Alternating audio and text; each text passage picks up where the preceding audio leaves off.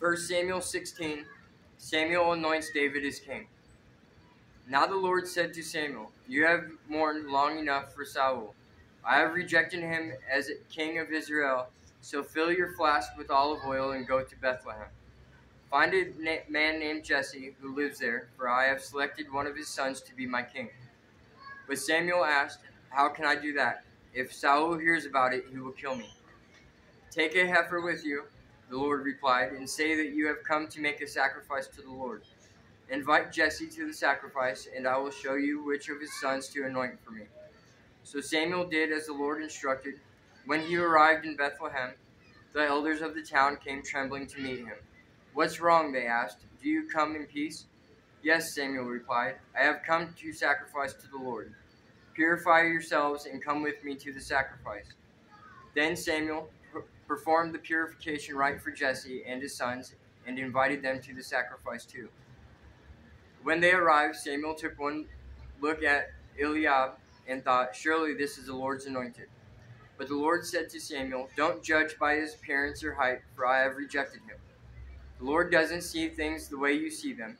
People judge by outward appearance, but the Lord looks at the heart. Then Jesse told his son Abinadab to step forward and walk in front of Samuel. But Samuel said, "This is not the one the Lord has chosen."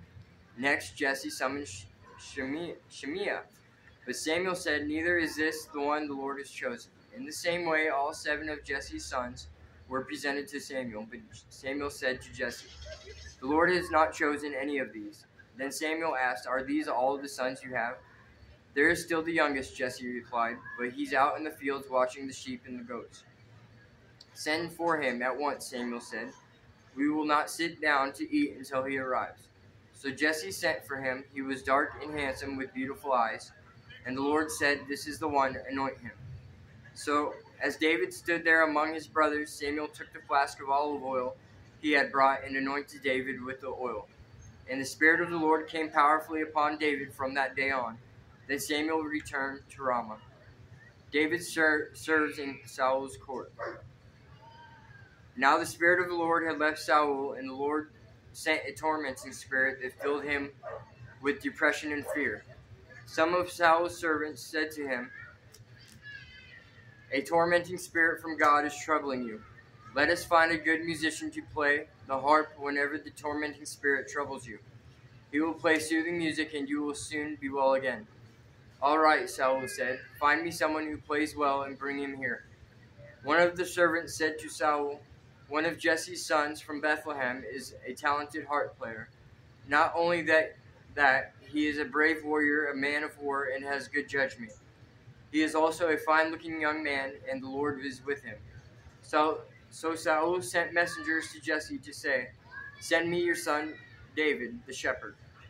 Jesse responded by sending David to Saul, along with a young goat, a donkey loaded with bread, and a wineskin full of wine. So David went to Saul and began serving him. Saul loved David very much, and David became his armor bearer.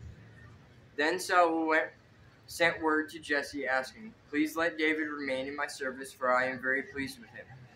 And whenever the tormenting spirit from God troubled Saul, David would play the harp. Then Saul would feel better again, and the tormenting spirit would go away. In Jesus' name I pray, amen.